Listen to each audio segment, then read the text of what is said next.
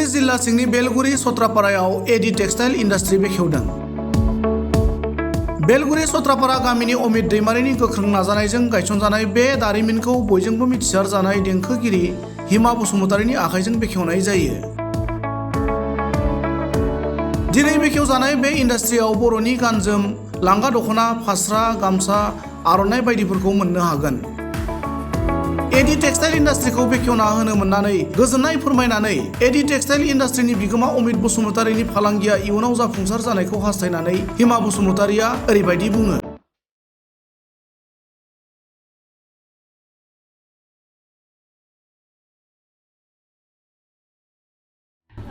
आं जोबोद गोजोननाय मोनदों बे हाबाफारियाव आं बाहागो लाफैनो मोननानै आरो आङो A.D टेक्सटाइल इन्डास्ट्रिसनि मालिक अमित दैमारि बिथांनिसिम जोबोद गोजोननायखौ बावहरदों। बिथाङा जे बेबायदि मोजां मावथांखिखौ लाबाय बिनि थाखाय आरो आङो फोथायदों इसोरनियावहाय आं आरज गाबो बिथांनि थाखाय जे बिथांनि जि मावथांखि जि लादों बायदि बायदि दख'ना, गामसा, फास्रा बनायनानै जि फालांगि खालामनो थाखाय लादों बिथाङा आखायावहाय बियो साक्सेस जाथों आरो मोजां जाथों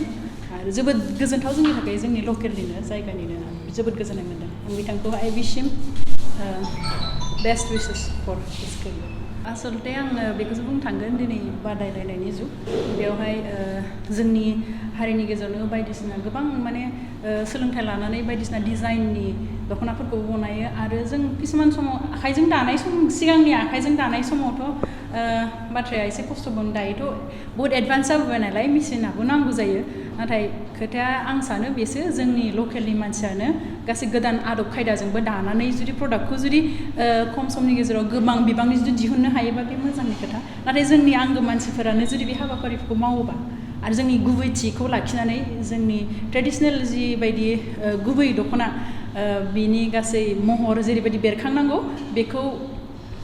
दिन्थिनायजों लोगोसे दख'नायावहाय दिहुननायजों लोगोसे बेखौ मावलाङोबा आं मोजां मोनगोन। लोगोसेनो A.D टेक्सटाइल इन्डास्ट्रीनि बिगोमा अमित बसुमतारीयाबो खौरां बिजोंनि गेजेरजों ओरैबायदि फोरमायो।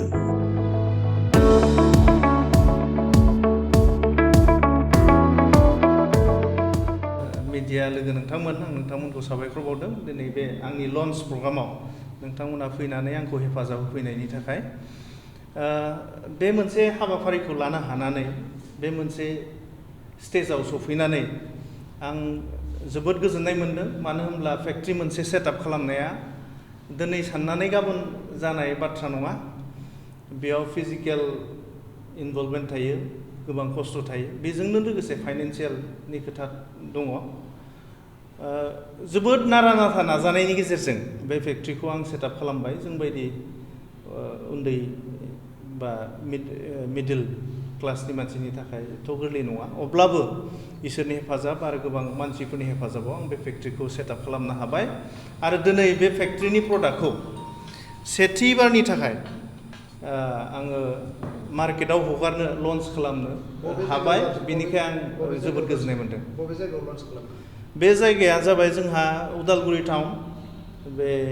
टाउनावनो आङो लन्च खालामदों गिबि खेबनि थाखाय बेनिफ्रायनो माल साप्लाय हरदों दासिम जों सानै मानसिनो हरबाय दिनै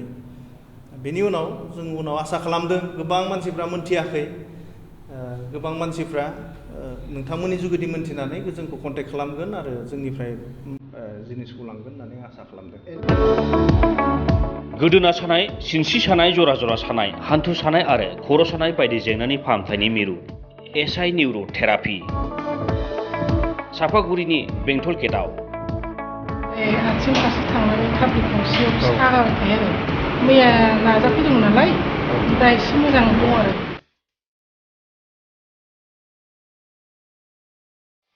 आङो निउर'थेरापिस्ट बङाइगाव सापागुरि बेंटल गेटआव बाहाय बे आं निउर'थेरापि होनाय मोनसे थेरापिखौ आं सालायो दासिमहालागै आङो 10 मास जाबाय बाहाय 10 मासनि गेजेराव गोबां मानसियानो माने बेबायदि हामनानै थांनायखौ थांबाय मोजां मोनबाय सोरहाबा पेरालाइज सोरहाबा बेबायदिनो सिनस्रि सानायफोर सेटिका जानायफोर सार्भाइकेलनि प्रब्लेम बा हान्थु सानाय एंगल सानायफोर टेनिस एल्ब'फोर माइग्रेनफोर नैबेफोर बेमारफ्रा हामनानै थांबाय। सिनस्रियाव सानाय जादों बेनो आथिं फारसे थांनानै थाफ्लि खावसेयाव सागाबाय थायो आरो मैया नाजाफैदोंमोन नालाय दा एसे मोजां दं आरो दोनथ'ला माइना फ्रि दा मोजां मोनबाय आरोना एसे मोजां दं आं सिनस्रि सानाय जादोंमोन फार्स्टआव सिनस्रि सानाय जानानै थाबायनो हायि जादोंमोन 1 सप्तायानो जाबायमोन खामानि जादोंमोन दा बेयाव फैनानै माने थाबायनो हाबाय दा मोजां मोनबाय आं मोजां थाबायनो हाबाय